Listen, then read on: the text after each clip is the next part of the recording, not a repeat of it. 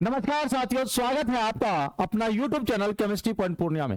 साथियों, आज की क्लास जो है पूरा 1 घंटे का क्लास है और पूरा 1 घंटा में हम आपको एटॉमिक स्ट्रक्चर यानी परमाणु संरचना खत्म कर देंगे। क्योंकि बहुत सारे स्टूडेंट का ये कहना का था कि सर आप एटॉमिक स्ट्रक्चर यानी चैप्टर वाइज जो है वन शॉट वीडियो लाइए जनरल कंपटीशन के लिए, क्योंकि बीपीएससी का एग्जाम बहुत नजदीक है और जो साइंस वाले हैं वो पढ़ लेंगे। तो चलिए भाई शुरुआत करते हैं एटॉमिक स्ट्रक्चर यानी परमाणु संरचना।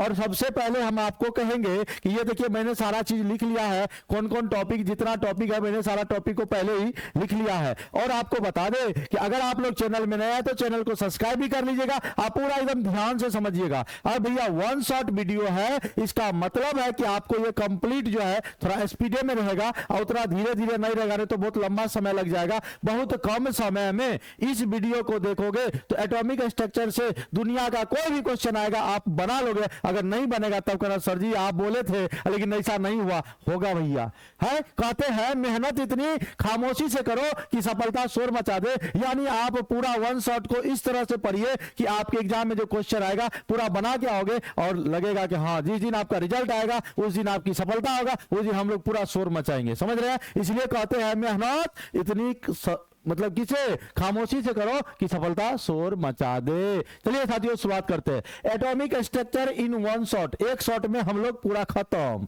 हाँ देखिए ये 9th के लिए है, 9th वाला पढ़ सकता है, 10th वाला पढ़ सकता है, 11th वाला, 12th वाला और खास करके जनरल कंपटीशन। और जनरल कंपटीशन में बीपीएससी टीचर है ना, टीआरई 3.0 है, 4.0 है, इनके लिए तो ये स्पेशली आप याद रखिएगा, इनके लिए ये वीडियो है। चलिए साथियों अब शुरुआत करते हैं बिना टाइम गवाए और जल्दी से आप लोग एकदम शेयर कर दीजिए। पहले शेयर कर दीजिए आप अपने दोस्तों को, दोस्तनियों को और सभी लोगों को शेयर भी कर दीजिए। इस तरह का वीडियो अगर ये आपको अच्छा लगेगा तो कमेंट करिएगा, पॉजिटिव वे में लीजिएगा और तब हम आपको चैप्टर बाय चैप्टर जो है जनरल कंपटीशन का केमिस्ट्री पूरा एकदम अच्छा से बता देंगे। सबसे पहले शुरू करते हैं परमाणु। अगर कोई पूछेगा ये परमाणु क्या है, परमाणु को बोलते हैं एटम। आइटम नहीं बोलिएगा, वो बोल रहा है आइटम, आइटम ना है एटम, एटम माना परमाणु। और ये परमाणु क्या तो जानते हैं, किसी भी तत्व का सबसे छोटा कण है, सूक्ष्मतम कण है, जिसको हम लोग अपनी खुली आंखों से ऐसे करके नहीं देख सकते हैं, तो इसको माइक्रोस्कोप यानी दूरबीन की सहायता से देखा जाता है। हाँ सूक्ष्मदर्शी कण है ये। तो पहला बात तो परमाणु के बारे में जान लो, परमाणु कैसा है तो तत्व का ये छोटा कण है। तत्व का क्या है, छोटा कण है। छोटा कण को ही हम लोग सूक्ष्मदर्शी कण कहते हैं। क्या कहते हैं, सूक्ष्मदर्शी कण। ध्यान दीजिएगा, सूक्ष्मदर्शी कण कहते हैं, यानी इंग्लिश में बोलेंगे माइक्रोस्कोपिक, माइक्रोस्कोपिक पार्टिकल। इनका पीडीएफ आपको टेलीग्राम केमिस्ट्री पॉइंट पूर्णिया पर मिल जाएगा, जितना चीज आज हम लोग पढ़ेंगे। उसके बाद परमाणु जो है छोटा कण हो गया। उसके बाद ये स्वतंत्र अवस्था में, ध्यान दीजिएगा, स्वतंत्र अवस्था में नहीं पाया जाता है। यानी जो हम लोग कहेंगे इंग्लिश में फ्री स्टेट, बोलते जा भैया, फ्री स्टेट में क्या ये पाया जाएगा तो नहीं पाया जाएगा। लेकिन ये रासायनिक अभिक्रिया में, रासायनिक अभिक्रिया में भाग लेगा क्या जी, रासायनिक अभिक्रिया यानी जो केमिकल रिएक्शन होगा, केमिकल रिएक्शन होगा, केमिकल रिएक्शन में ये भाग लेगा। केमिकल रिएक्शन में ये क्या करेगा, भाग लेगा। तो जो केमिकल रिएक्शन में भाग लेगा उसी को अपन लोग क्या बोलेंगे, परमाणु। यानी परमाणु का पूरा परिभाषा तैयार हो गया। किसी तत्व का वह सूक्ष्मतम कण जो स्वतंत्र अवस्था में नहीं पाया जाता है लेकिन रासायनिक अभिक्रिया में भाग लेता है, उसी को क्या बोलते हैं, परमाणु बोलते हैं। क्लियर है, परमाणु में कोई दिक्कत नहीं है। परमाणु का आवाज आ जाओ, कोई पूछता आकार, कभी कभी एग्जाम में आ जाता है परमाणु का आकार यानी इसका शेप कैसा होता है, तो आप कहिएगा गोलाकार। कैसा कार, गोलाकार। यानी इंग्लिश में बोलेगा एस्फेरिकल। कौन कल, एस्फेरिकल। कौन कार, गोलाकार। समझ रहे हैं, गोले गोले यानी रसगुल्ला देखे हो ना, गोले गोल होता है, उसी तरह का आकार होता है। जैसे हम यहाँ पर लिख दिए, ऐसा अगर फिगर बना दिए तो ये आपका हो गया परमाणु। परमाणु के बीच में यहाँ केंद्र होगा, केंद्र होगा भैया। तो केंद्र यहाँ देखिएगा, केंद्र से परिधि है, ये परिधि है, दूरी को त्रिज्या कहते हैं। केंद्र से परिधि की दूरी को त्रिज्या कहते हैं। इसलिए आयतन होगा, आयतन होगा 4/3 pi R cube, 4/3 pi R cube. तो परमाणु के बारे में आपको पूछेगा कैसा है, 1D है, 2D है, 3D है। तो परमाणु कैसा है भाई, 3D है। 3D मतलब 3 डायमेंशनल यानी त्रिविमीय। हिंदी में क्या बोलेंगे, त्रिविमीय है। कैसा है बोलो, त्रिविमीय। तो परमाणु के बारे में पूरा क्लियर हुआ, यस और नो, जल्दी बताइए, कमेंट करके बताते रहिएगा सब लोग। परमाणु के बारे में जानो। परमाणु क्या होता है? सबसे छोटा कण होता है, स्वतंत्र अवस्था में नहीं पाया जाता है, रासायनिक अभिक्रिया में भाग लेता है, इसका आकार गोलाकार होता है, हाँ यह त्रिविमीय होता है और इसका आयतन होता है 4/3 πr³। अब आते हैं सबसे पहले परमाणु के बारे में। यह होता है परमाणु को सबसे पहले डाल्टन साहब ने 18वीं सदी में उन्होंने कहा था कि परमाणु अविभाज्य है, यानी परमाणु को और छोटा नहीं किया जा सकता है। परमाणु क्या है भैया? परमाणु अविभाज्य है। ध्यान दीजिएगा, परमाणु को अविभाज्य कहा था किसने? पूछेगा परमाणु को अविभाज्य किसने कहा था? तो डाल्टन साहब ने कहा था।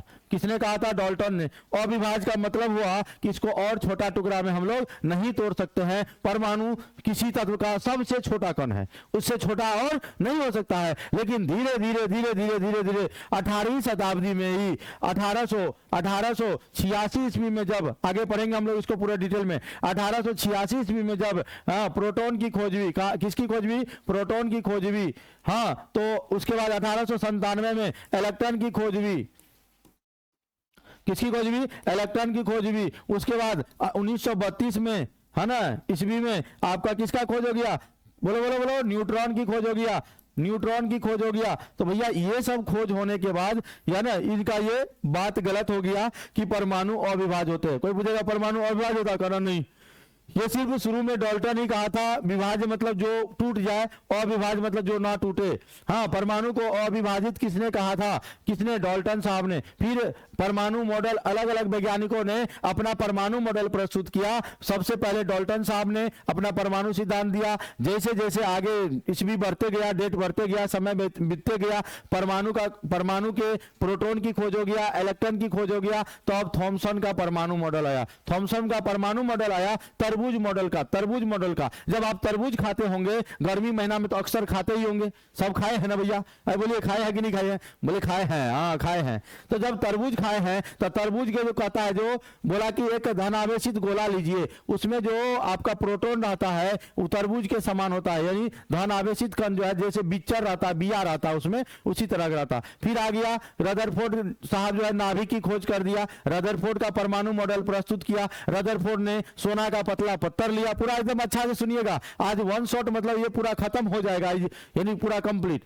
जो परमाणु, सोना का पतला परमाणु लिया, किसने? रदरफोर्ड साहब ने। उस पर अल्फा कण का प्रहार किया। अल्फा कण का जब प्रहार किया तो तीन बातें सामने आई। पहला, परमाणु का अधिकांश भाग क्या होता है? खाली होता है। क्यों खाली हुआ था, इनको पूरा डिटेल में देखेंगे। दूसरा बात, उन्होंने ये भी बोला था कि परमाणु के जो केंद्र है उस पर प्लस चार्ज होते हैं। और तीसरा बात बोला कि परमाणु का केंद्र, जिसको हम लोग नाभिक कहते हैं, वो घना होता है, कठोर होता है। उसके बाद नील्स बोर साहब का परमाणु मॉडल आया। तो परमाणु मॉडल की हम लोग चर्चा करेंगे। समझ में आ रही बात? तो परमाणु की यहां तक समझ में आ गई बात। अब हम लोग पढ़ेंगे परमाणु के ये जो देख रहे हैं आप, प्रोटॉन, इलेक्ट्रॉन, न्यूट्रॉन, यानी परमाणु के यही तीन मूल भौतिक कण है, यानी यही फंडामेंटल पार्टिकल है। कोई पूछेगा परमाणु के मूल भौतिक कण कितने हैं, तो आप बोलना तीन। क्या बोलना? तीन। थोड़ा हम स्पीड में बोल रहा हूं, पूरा ध्यान से समझिएगा, सुनिएगा। परमाणु के कितने मूल भौतिक कण है? तीन। यही तीनों कणों को कहा जाता है मूल भौतिक कण। क्या बोला जाता है? मूल भौतिक कण। इंग्लिश में बोलते हैं फंडामेंटल पार्टिकल। कौन बोलेंगे? बोलो, fundamental particle. Fundamental particle of an atom. किसी भी परमाणु का जो है मूल भौतिक कण तीन ही है, प्रोटॉन है, इलेक्ट्रॉन है, न्यूट्रॉन है। बोलो प्रोटॉन, इलेक्ट्रॉन, न्यूट्रॉन। बोलो proton, electron, neutron. Proton, electron, neutron. समझ में आ रहा है कि नहीं आ रहा है? कि ये भैया सब आवे छाना समझ में, पूरा एकदम वीडियो को देख कर जाइए। हाँ, पहले नहीं जाना है। अब आइए सीधा सा परमाणु के, देखिए क्या है हेडिंग आपका, हेडिंग हेडिंग हेडिंग। बोलो बोलो बोलो बोलो बोल दो तू जरा। हाँ, परमाणु के मूल भौतिक कण यानी fundamental particles of an atom. परमाणु के तीन मूल भौतिक कण होते हैं। पहला होता है प्रोटॉन, ध्यान दीजिएगा, पहला क्या होता है? प्रोटॉन। पहला क्या? प्रोटॉन, अभी मैंने पढ़ाया। दूसरा क्या? इलेक्ट्रॉन। दूसरा क्या जनाब? इलेक्ट्रॉन। इलेक्ट्रॉन, दूसरा क्या? इलेक्ट्रॉन। और तीसरा का जो होता है वो होता है न्यूट्रॉन। कॉन्ट्रॉन, neutron, neutron. ध्यान दीजिएगा, अब ये जो प्रोटॉन है ये धनात्मक होता है।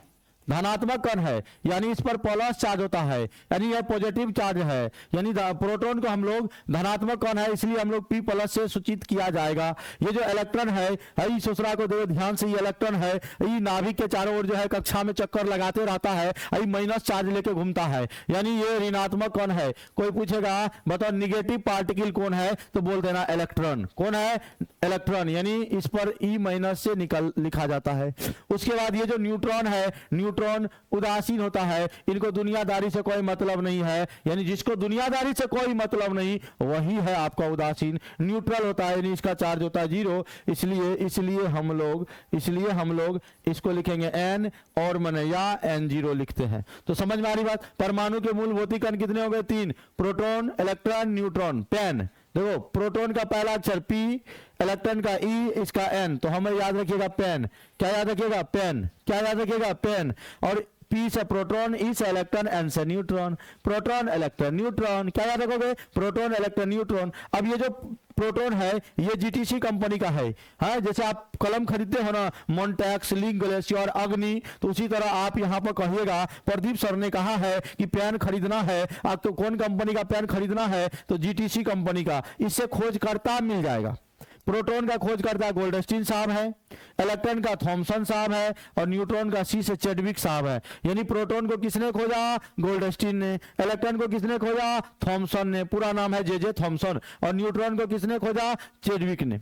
अब हम लोग बात करते हैं अगला। यहां देखो मैंने इसको MTR करना है, यानी मारो टोटल रट्टा, और नहीं तो लगेगा फट्टा। समझ रहे हैं? आप पूरा रट के जाइएगा। देखिए FP मतलब हो गया फंडामेंटल पार्टिकल, यानी हिंदी में बोलते हैं मूल भौतिक कण।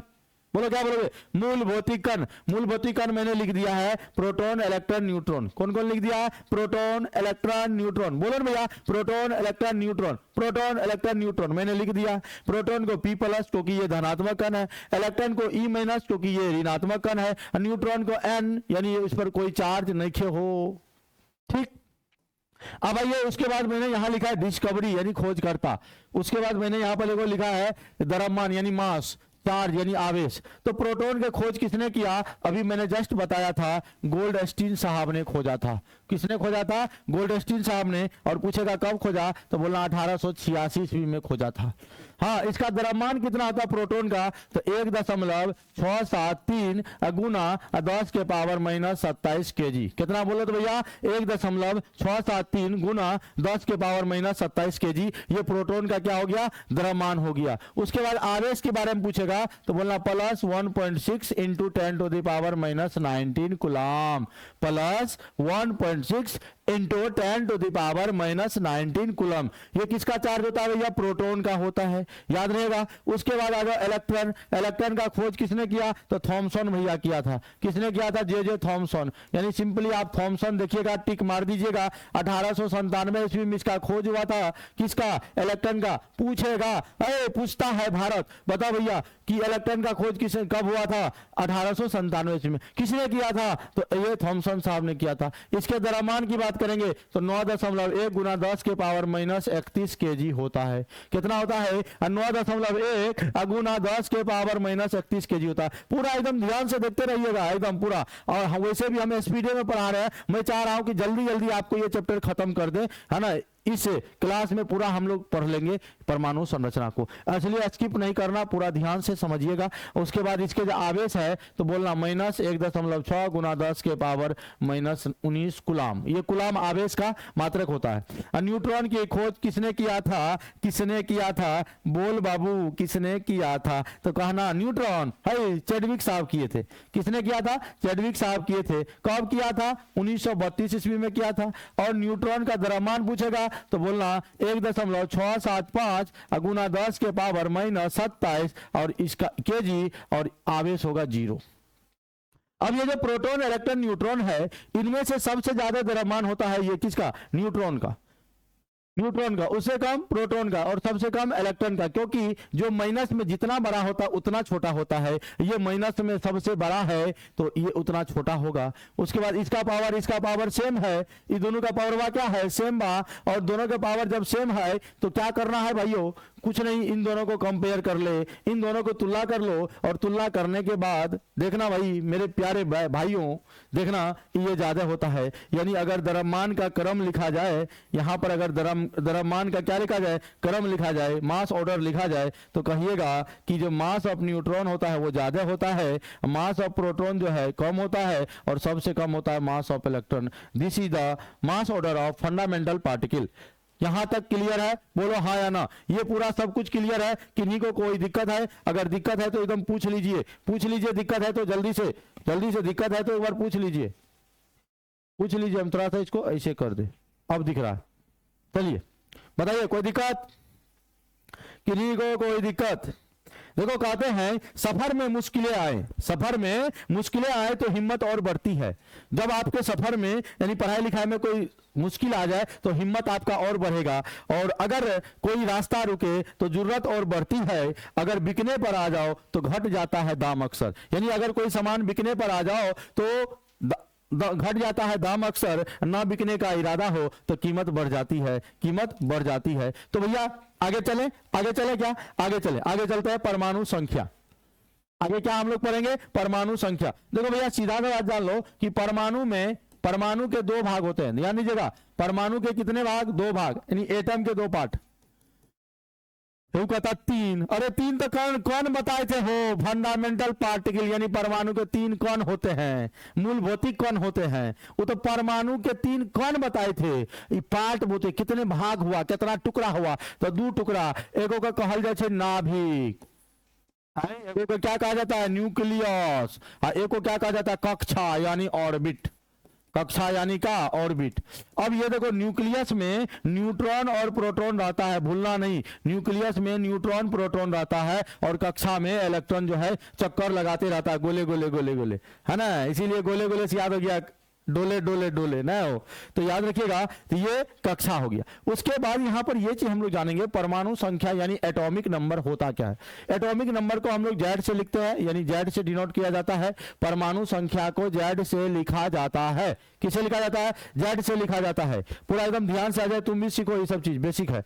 तो परमाणु संख्या किसे लिखते हैं, जेड से लिखते हैं। अब देखो किसी परमाणु के ये जो नाभिक है, नाभिक में जितना प्रोटॉन होगा, यानी जितना प्रोटॉन होगा उसकी संख्या को ही हम लोग क्या बोलते हैं, परमाणु संख्या बोलते हैं। यानी परिभाषा लिखेंगे, किसी परमाणु के नाभिक में, किसमें, नाभिक में कुल प्रोटॉन की संख्या को परमाणु संख्या कहते हैं। कुल प्रोटॉन की संख्या को क्या कहते हैं, परमाणु संख्या कहते हैं। याद रखिएगा, परमाणु संख्या कहते हैं, यानी the total number of protons present in the nucleus of an atom. किसी एटम के न्यूक्लियस में जितना प्रोटॉन होगा वही आपका परमाणु संख्या होगा। यानी परमाणु संख्या को जेड, तो जेड बराबर अपन लिख सकता है P+, ये हमेशा बराबर होगा। याद रखिए, ये ऑलवेज लिख देता हूं, ऑलवेज कहता है जब तक सांस न छूटी तब तक साथ न छूटी। अब मतलब दोनों बराबर होता है, दोनों का होता है भैया, बराबर होता है। यानी जैसे हाइड्रोजन लिखेंगे तो हाइड्रोजन का परमाणु संख्या 1 होता है, तो प्रोटॉन बीच में 1 होता है। हीलियम है, हीलियम का परमाणु संख्या 2, तो प्रोटॉनों की संख्या कितना, 2। अगर सोडियम है तो सोडियम का परमाणु संख्या 11, तो प्रोटॉन की संख्या भी 11। यानी परमाणु संख्या कोई पूछेगा क्या होता है, तो सीधा सा बोलना है कि किसी परमाणु का जो नाभिक होता है, नाभिक में न्यूट्रॉन की संख्या को ही प्रोटॉनों की संख्या को ही परमाणु संख्या कहते हैं, और परमाणु संख्या को जेड से लिखते हैं, और जेड बराबर P+ होगा, ये ऑलवेज होगा, चार्ज रहे या ना रहे। क्लियर है। अब चलते हैं परमाणु द्रव्यमान पे, किस पर, परमाणु द्रव्यमान पे, यानी एटॉमिक मास। परमाणु द्रव्यमान अभी जस्ट मैंने बोला है कि परमाणु जो होता है, ध्यान दीजिएगा, परमाणु के नाभिक में, अभी जस्ट मैंने बताया है कि परमाणु के नाभिक में न्यूट्रॉन और प्रोटॉन रहता है। आप परमाणु के ये कक्षा में, वो बोलता कक्षा, अरे नुनू कक्षा बोलो, कक्षा। कक्षा में क्या होता है? इलेक्ट्रॉन।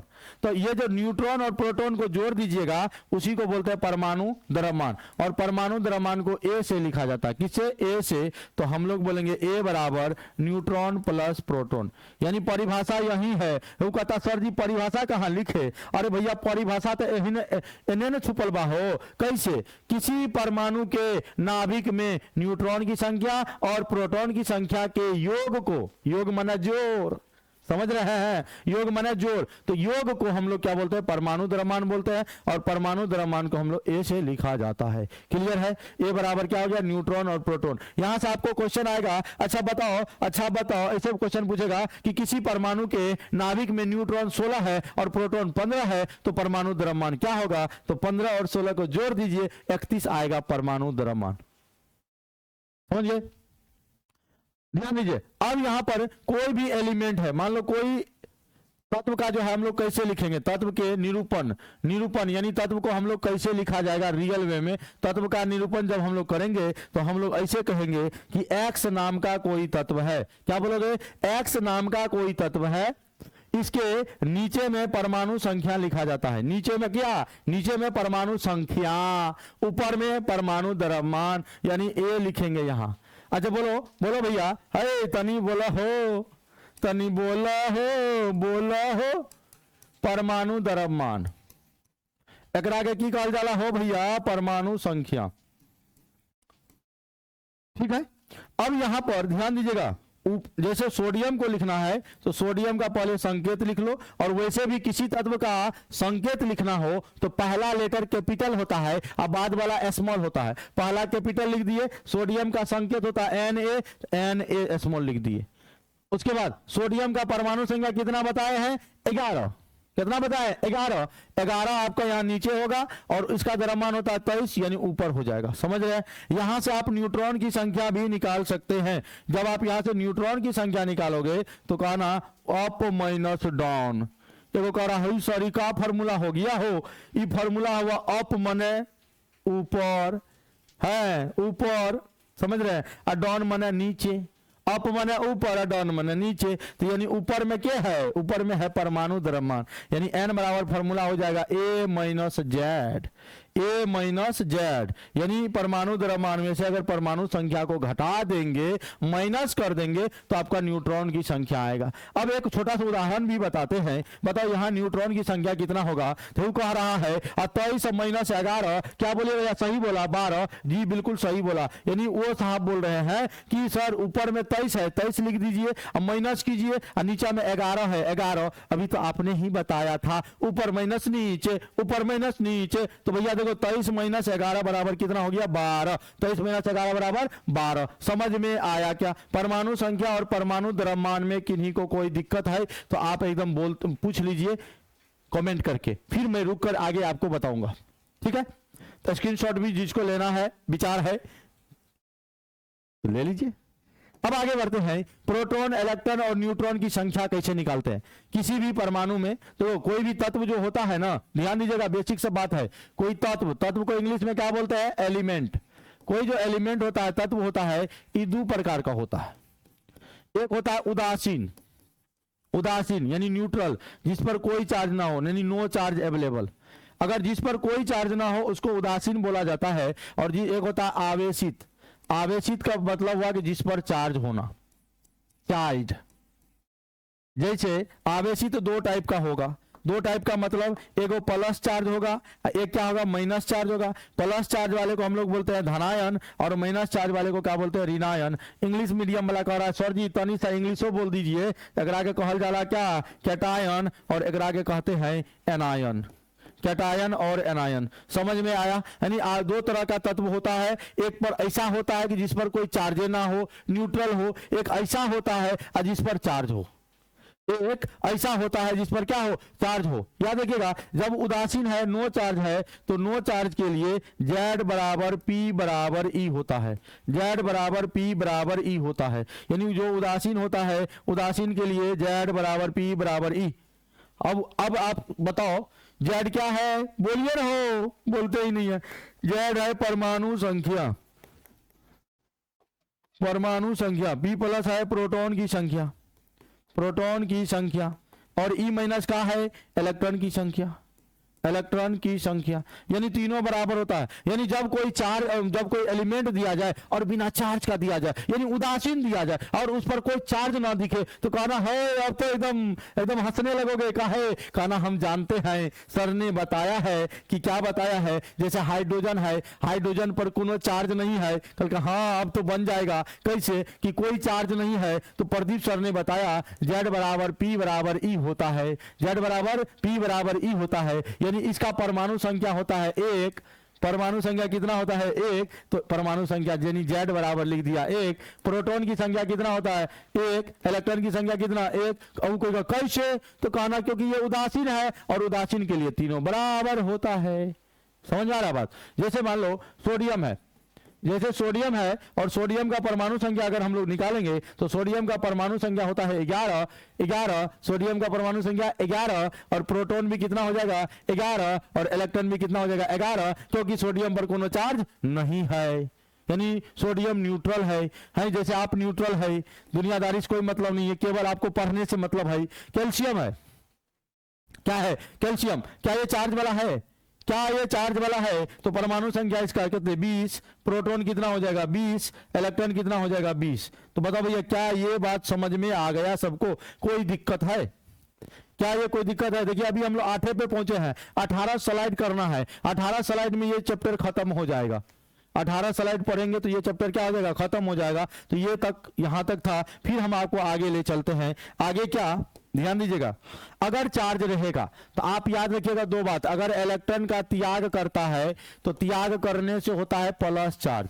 अगर इलेक्ट्रॉन को त्याग करेगा तो कौन चार्ज, प्लस चार्ज, त्याग करेगा तो प्लस चार्ज, यानी त्याग को बोलते लॉस, यानी इलेक्ट्रॉन लॉस किया, जो यानी इलेक्ट्रॉन को जो हमरा गम नहीं छो, इलेक्ट्रॉन को कह रहा है, मतलब जो मैंने प्लस चार्ज।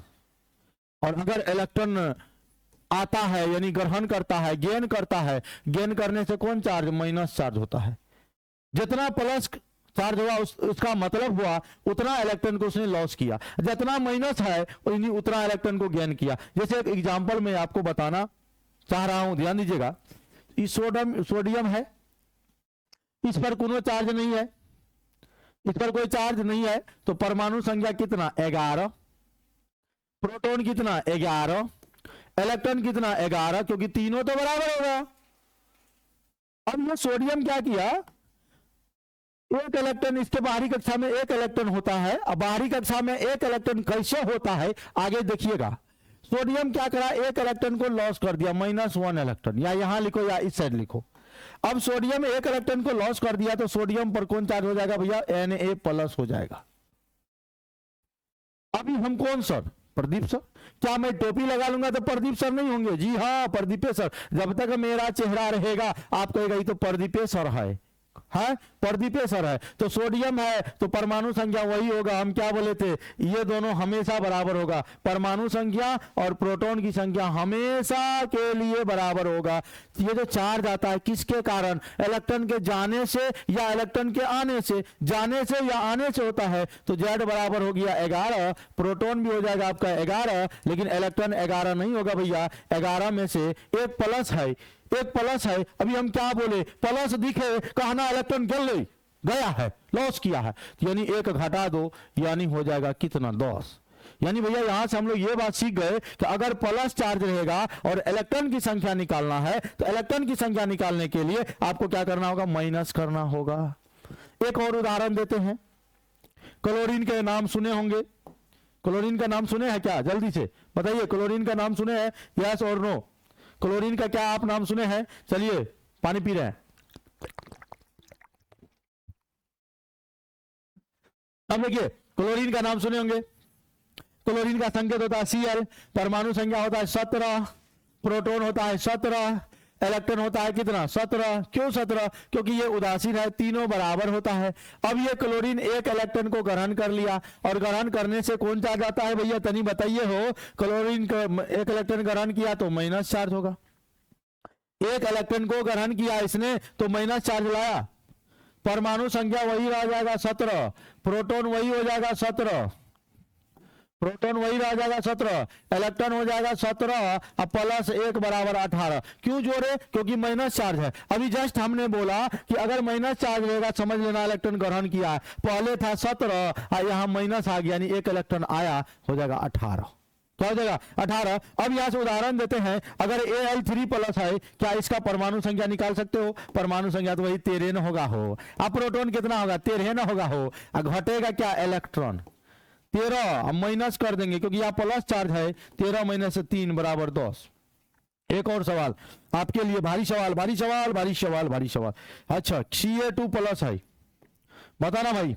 परमाणु संख्या वही 20 होगा, प्रोटॉन भी कितना होगा? 20 होगा, लेकिन इलेक्ट्रॉन भैया 20 ना होगा। 20 माइनस 2 हो जाएगा बराबर कितना? 18।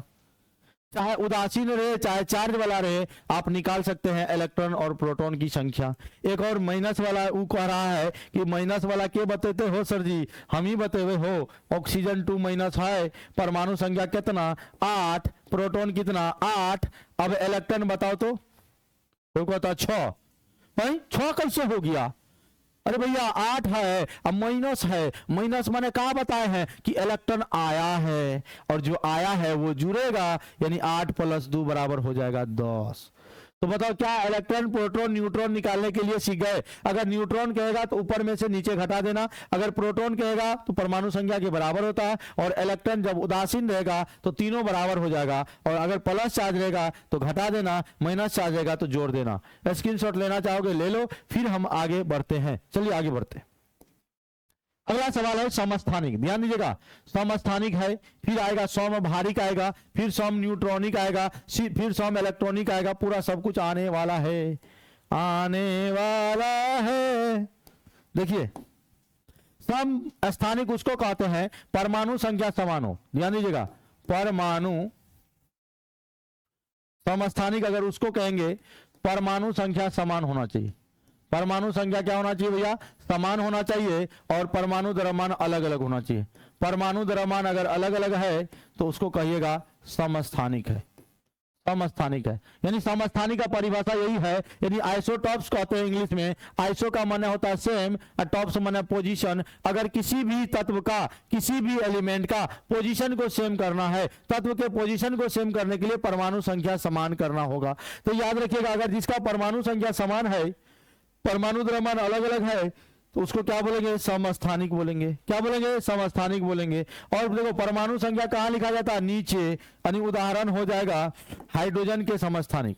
ध्यान दीजिएगा, हाइड्रोजन के समस्थानिक। अगर हाइड्रोजन के समस्थानिक की बात करेंगे तो 3 होता है। कोई कहेगा कौन कौन सर? तो 1 ग्राम वाला हाइड्रोजन होता है, 2 ग्राम वाला होता है, द्रव्यमान ऊपर में लिखा जाता है, ऊपर याद है, 3 ग्राम वाला होता है। अब ये हाइड्रोजन है तो परमाणु संख्या 1 1 1। इसका नाम है प्रोटेरियम। प्रोटेरियम बोलो बोलो, प्रोटेरियम। इसका नाम क्या है? ड्यूटेरियम। इसका नाम क्या है? ट्राइटेरियम। ट्राइटेरियम ट्राइटेरियम।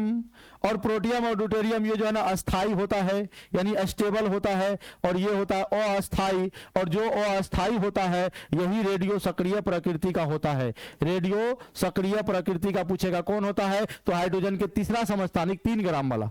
इसीलिए ये 1 ग्राम और 2 ग्राम में सबसे ज्यादा भारी यही होता है, क्योंकि ये अस्थाई है। तो इसकी बात तो हम लोग करेंगे नहीं, करेंगे तो हम लोग इसको। तो इसलिए भारी हाइड्रोजन ड्यूटेरियम को कहा जाता है, और भारी हाइड्रोजन से बना जल भारी जल D2O। समझ गए? एक और एग्जांपल लेते हैं, एक और उदाहरण लेते हैं। आप लोग देखते हैं कि क्या समझ पाते हैं कि नहीं समझ पाते हैं। जैसे कार्बन के 3 समस्थानिक होते हैं, 12 ग्राम, 13 ग्राम, 14 ग्राम। कार्बन का परमाणु संख्या 6 6 6 6 6 6 हो गया।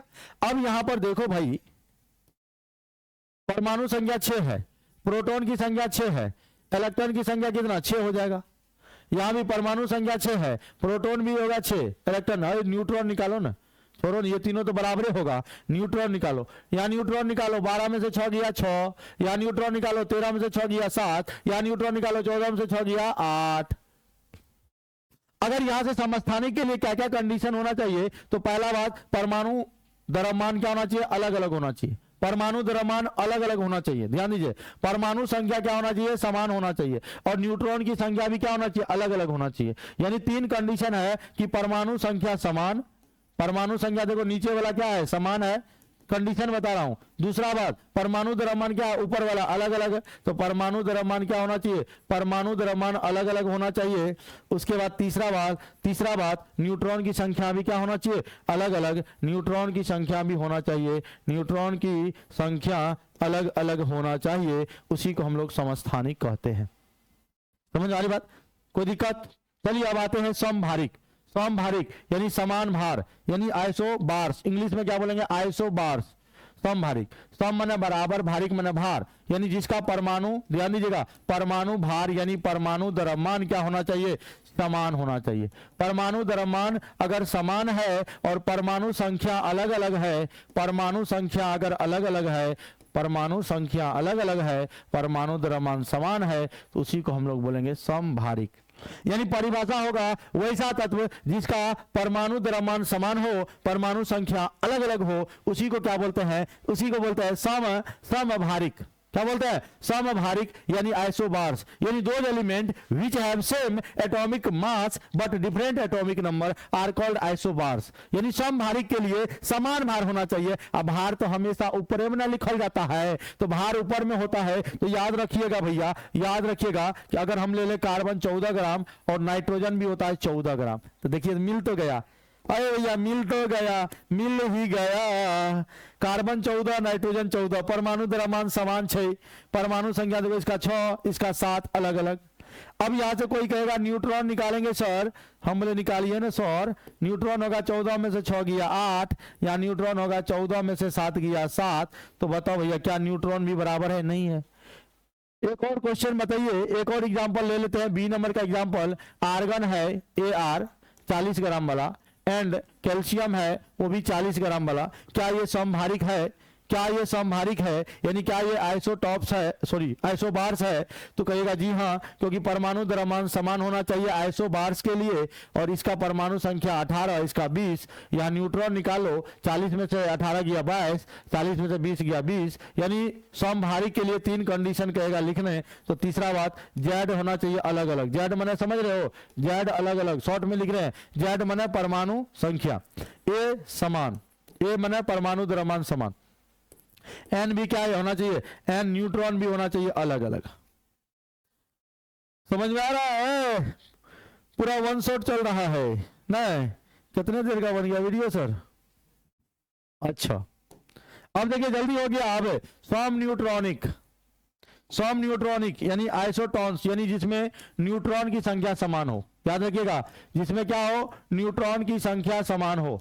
अगर न्यूट्रॉन की संख्या समान है तो उसी को बोलेंगे सम न्यूट्रॉनिक। जैसे एग्जांपल देखो, कार्बन है 14 ग्राम वाला और नाइट्रोजन ले लिए 15 ग्राम वाला।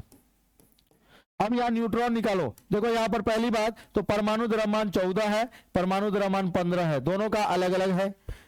सोना नहीं है, परमाणु द्रव्यमान दोनों का क्या है, अलग अलग है। इसका परमाणु संख्या 6 है, इसका 7 है, परमाणु संख्या भी अलग अलग है, सिर्फ न्यूट्रॉन की संख्या समान होगा।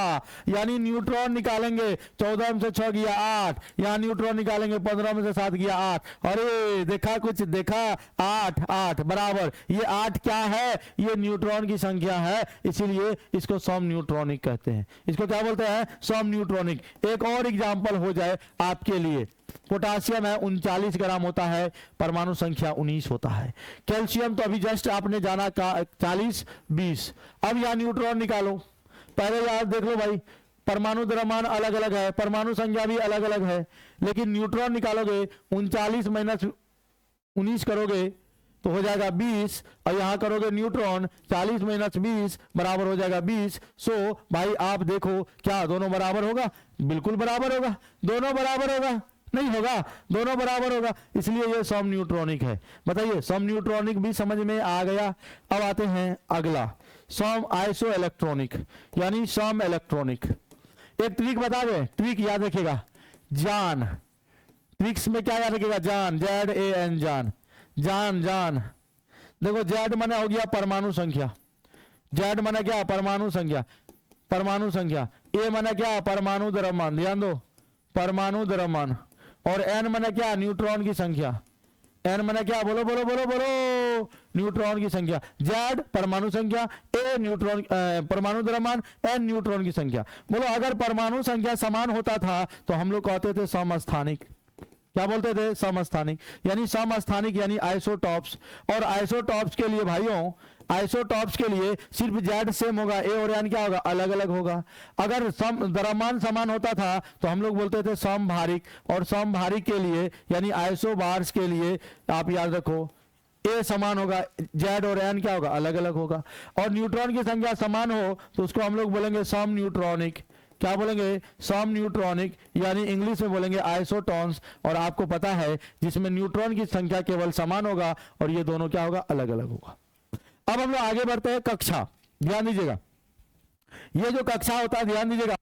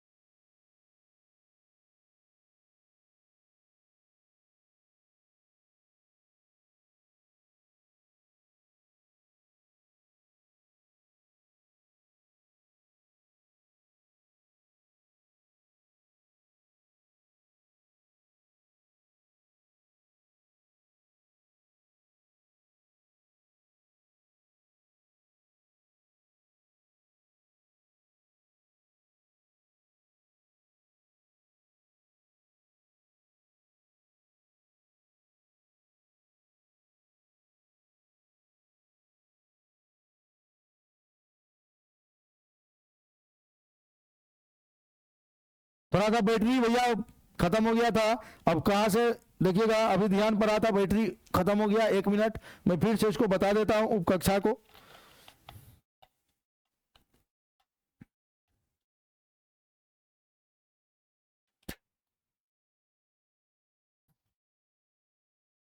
ध्यान दीजिएगा उपकक्षा के बारे में, यहां पर हम लोग थे एसपीडीएफ, ये उपकक्षा है, सबसेल है। एस का आकार गोलाकार होता है, गोलाकार बता दिया। पी का डंबल होता है, डंबल देख लिया। डबल डंबल 2 को डब्लू देख लिया, और जटिल होता है।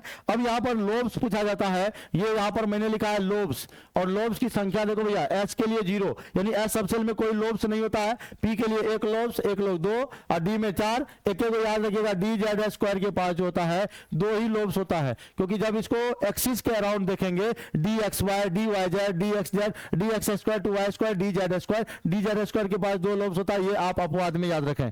उसके बाद अधिकतम इलेक्ट्रॉन की संख्या जब हम लोग निकालेंगे तो एस के लिए 1 ऑर्बिटल होता है, और 1 ऑर्बिटल में 2 इलेक्ट्रॉन, एक ऊपर एक नीचे, तो भर दिए 2। बी के लिए 3 ऑर्बिटल होता है, सब में 2 इलेक्ट्रॉन होगा, तो 3 दूना 6। एफ के लिए 5 ऑर्बिटल होता है, 5 दूना 10। एफ के लिए 7 ऑर्बिटल होता है, तो हो जाएगा कितना, 7 दूना 14। समझ में आई बात। अब आगे बढ़ते हैं। आगे आपका देखिए क्वांटम संख्या, बहुत अच्छा टॉपिक आया है। क्वांटम संख्या को हम आपको इजीली 2 मिनट में खत्म कर देंगे। देखिए कैसे क्वांटम संख्या वह संख्या होता है, जैसे मान लीजिए ये जो कलम है, ये जो मार्कर है, इनको कहेंगे कि आपके पास पहुंचाना है। इस कलम को मेरे को आपके पास पहुंचाना है, और हम बोले कि यह कलम चले।